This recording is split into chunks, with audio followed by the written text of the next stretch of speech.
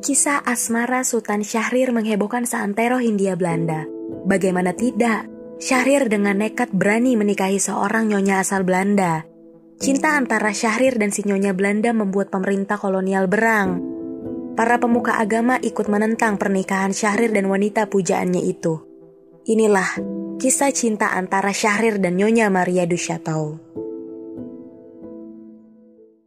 Pertemuan pertama antara Syahrir dan Maria du Chateau terjadi ketika Syahrir tengah mengenyam pendidikan di Belanda pada 1931. Kala itu Syahrir sedang diliputi rasa gundah karena sang kakak telah menyelesaikan studinya. Syahrir yang sebelumnya tinggal bersama sang kakak mau tidak mau harus mencari tempat tinggal baru. Untungnya di Belanda Syahrir bersahabat dengan Salomon Tas, seorang wartawan sekaligus ketua klub mahasiswa sosial demokrat.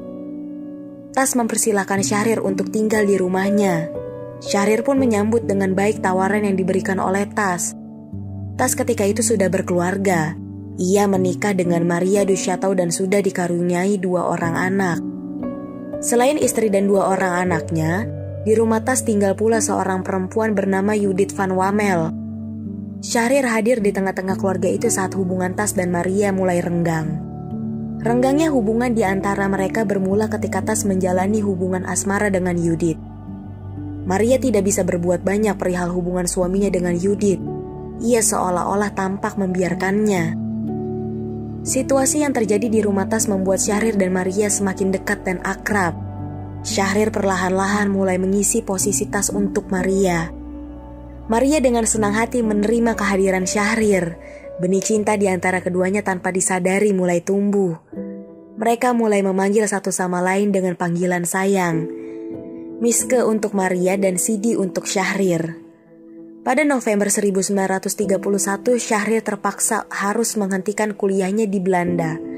Ia memilih pulang ke Hindia Belanda untuk bergabung dalam pergerakan kemerdekaan Indonesia. Bersama Bung Hatta ia mendirikan Partai Pendidikan Nasional Indonesia Baru. Sebelum pulang ke Hindia Belanda, Syahrir sempat mengajak Maria untuk ikut bersamanya.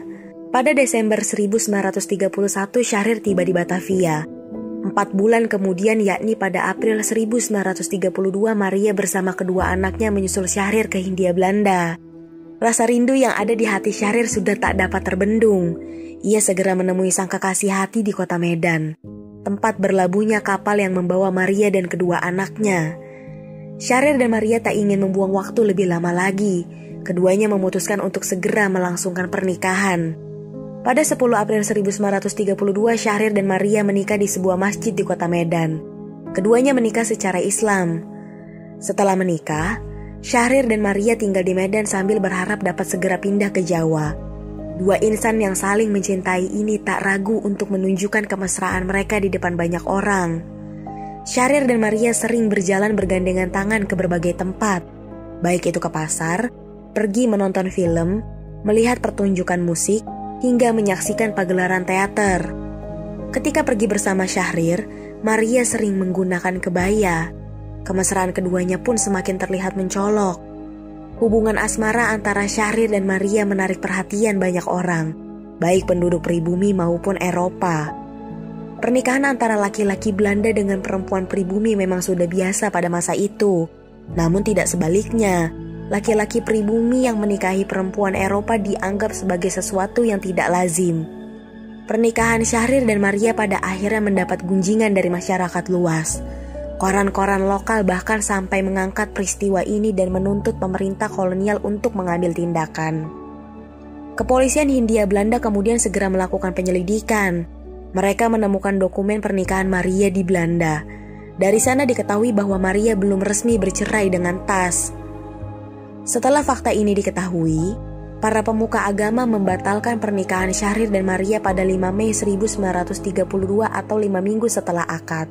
Pemerintah kolonial Hindia Belanda mengambil tindakan tegas dengan memulangkan Maria kembali ke Belanda.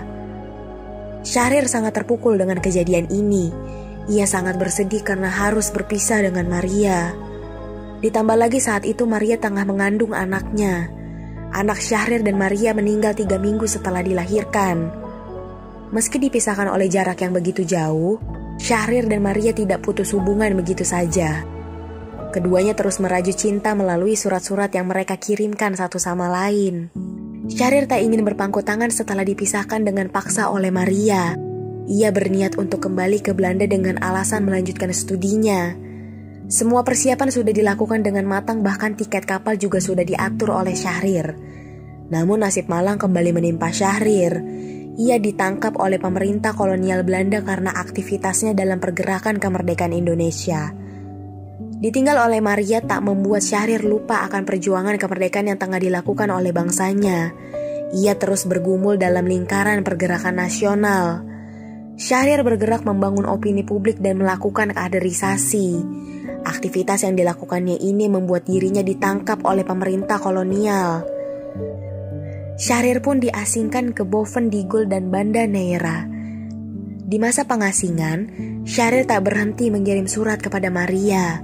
Dalam surat-surat yang ia kirimkan, Syahrir menceritakan semua pengalamannya selama berada dalam pengasingan. Syahrir bercerita kepada Maria, dalam masa pengasingan di Digul ia banyak menghabiskan waktu berinteraksi dengan masyarakat sekitar. Syahrir juga menceritakan pengalamannya menyusuri sungai dengan perahu kano. Pada akhir 1939, Maria sudah mengumpulkan uang berniat untuk menyusul Syahrir. Namun ia harus mengubur dalam-dalam impiannya itu. Sebab tak ada lagi kapal yang berlayar menuju Hindia Belanda karena saat itu Perang Dunia II telah meletus. Perang Dunia II juga menyebabkan tak ada lagi surat menyurat antara Syahrir dan Maria. Membutuhkan waktu 15 tahun lamanya bagi Syahrir dan Maria untuk bertemu kembali. Mereka berdua akhirnya dipertemukan kembali di New Delhi, India pada April 1947. Syahrir yang ketika itu sudah menjabat sebagai Perdana Menteri Indonesia tengah berkunjung ke India. Sementara itu Maria diundang oleh Perdana Menteri India Jawaharlal Nehru sebagai kejutan untuk Syahrir. Sayangnya kisah antara Syahrir dan Maria sudah berakhir. Syahrir sudah memiliki tambatan hati yang baru. Ia jatuh cinta dengan seorang perempuan bernama Siti Wahyuna Saleh, yang tidak lain adalah sekretarisnya sendiri.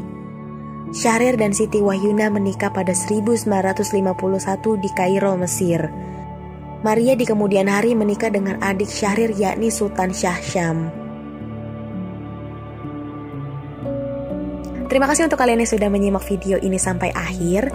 Jika kalian suka dengan video ini, silahkan like, komen, share, dan subscribe channel ini ya. Jangan lupa nyalakan lonceng agar tidak ketinggalan video kami berikutnya. See you!